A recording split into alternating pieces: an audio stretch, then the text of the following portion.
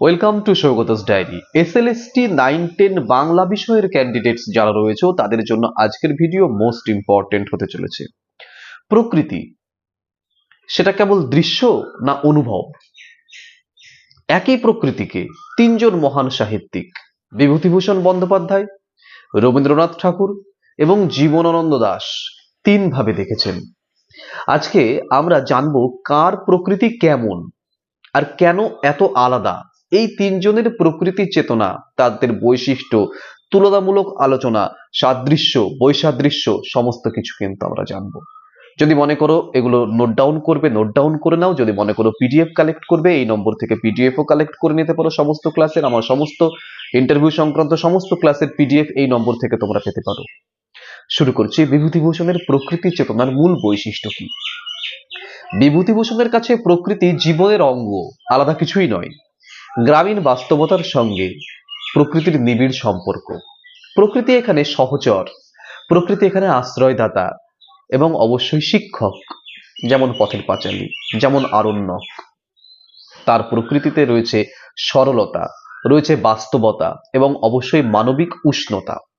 রবীন্দ্রনাথের প্রকৃতি চেতনার বৈশিষ্ট্য কি? প্রকৃতি তার কাছে দিব্য এবং আধ্যাত্মিক। মানুষ এবং প্রকৃতির মধ্যে ঐক্য ও সমন্বয় তিনি ঘটিয়েছেন। প্রকৃতিকে তিনি দেখেছেন বিশ্ব মানবতার প্রতীক হিসেবে, যেমন গীতাঞ্জলি, যেমন সোনার তরী। তার প্রকৃতি চেতনায় রয়েছে দর্শন, রয়েছে সৌন্দর্য, রয়েছে ভাববাদ। জীবনানন্দ দাশের প্রকৃতি চেতনার বৈশিষ্ট্য কি? প্রকৃতি তার কাছে নস্টালজিক এবং রহস্যময়, একাকিত্ব এবং বিষণ্ণতার প্রতিফলন। প্রকৃতির মধ্যে তিনি খুঁজে চলেছেন হারানো সময়, হারানো স্মৃতি। উদাহরণ রূপসী বাংলা, বনলতা সেন। তার প্রকৃতিতে কি রয়েছে? আছে স্বপ্ন, আছে নিঃসঙ্গতা, আছে আধুনিকতা। এবার বিভূতিভূষণ এবং রবীন্দ্রনাথের প্রকৃতি চেতনার পার্থক্য কি? বিভূতিভূষণ বাস্তব, গ্রামীণ, সরল। রবীন্দ্রনাথ দার্শনিক, আধ্যাত্মিক, সর্বজনীন। বিভূতিভূষণ প্রকৃতিকে বাস্তব জীবনের অংশ করেছেন, রবীন্দ্রনাথ প্রকৃতিকে ভাবের জগতে উন্নীত করেছেন। রবীন্দ্রনাথ এবং জীবনানন্দের প্রকৃতি চেতনার পার্থক্য কি? রবীন্দ্রনাথ আলোকিত, আশাবাদী। জীবনানন্দ অন্ধকার, নিঃসঙ্গ, স্মৃতিময় প্রকৃতি ব্যাপারে। রবীন্দ্রনাথের প্রকৃতি মানবতাবাদী, জীবনানন্দের প্রকৃতি অন্তর্মুখী, ব্যক্তিগত। বিভূতিভূষণ এবং জীবনানন্দের প্রকৃতি চেতনার পার্থক্য কি? বিভূতিভূষণ জীবন্ত, চলমান বাস্তবতা।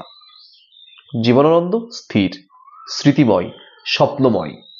বিভূতিভূষণের প্রকৃতি মানুষের সঙ্গে মিশে আছে, জীবনানন্দের প্রকৃতি মানুষ থেকে দূরে, একাকী অনুভব। তিনজনের প্রকৃতি চেতনার মিল কোথায় তাহলে? তিনজনই প্রকৃতিকে গভীরভাবে ভালোবেসেছেন। প্রকৃতি তাদের সাহিত্যের মূল উপাদান হয়েছে। প্রত্যেকেই প্রকৃতির মাধ্যমে মানব জীবনের সত্য প্রকাশ করেছেন। তাহলে যদি আমি তুলনামূলক একটা সারাংশ বলি, তাহলে কিরকম হতে পারে? বিভূতিভূষণ বাস্তব এবং জীবন্ত প্রকৃতি তার। রবীন্দ্রনাথ আধ্যাত্মিক এবং সর্বজনীন প্রকৃতি তার। জীবনানন্দ নিঃসঙ্গ, স্মৃতিময়, স্বপ্নময় প্রকৃতি। একই প্রকৃতি, তিনটি আলাদা দৃষ্টিভঙ্গি। বিভূতিভূষণের প্রকৃতি আমাদের মাটির গন্ধ দেয়, রবীন্দ্রনাথের প্রকৃতি আমাদের আত্মার সঙ্গে কথা বলতে শেখায়, আর জীবনানন্দের প্রকৃতি আমাদের নিঃসঙ্গতার সঙ্গী হয়। তাই প্রকৃতিকে যদি সত্যি বুঝতে হয়, এই তিনজনকে কিন্তু ভালো করে জানতে হবে, পড়তে হবে। এই ছিল আজকের ভিডিও। আজকের ভিডিওটি কেমন লাগলো অবশ্যই জানাও, কারণ এই ধরনের ছোট ছোট জিনিস কিন্তু ইন্টারভিউয়ের জন্য মোস্ট ইম্পর্টেন্ট। আর ইউটিউবে এত সুন্দর করে গুছিয়ে অন্য কোনো জায়গায় এত সুন্দর করে এই সমস্ত আলোচনা কিন্তু পাবে না।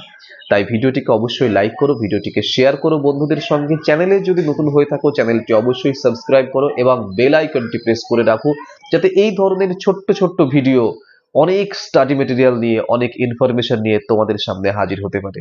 ভালো থাকো, দেখা হচ্ছে পরের ভিডিওতে খুব তাড়াতাড়ি।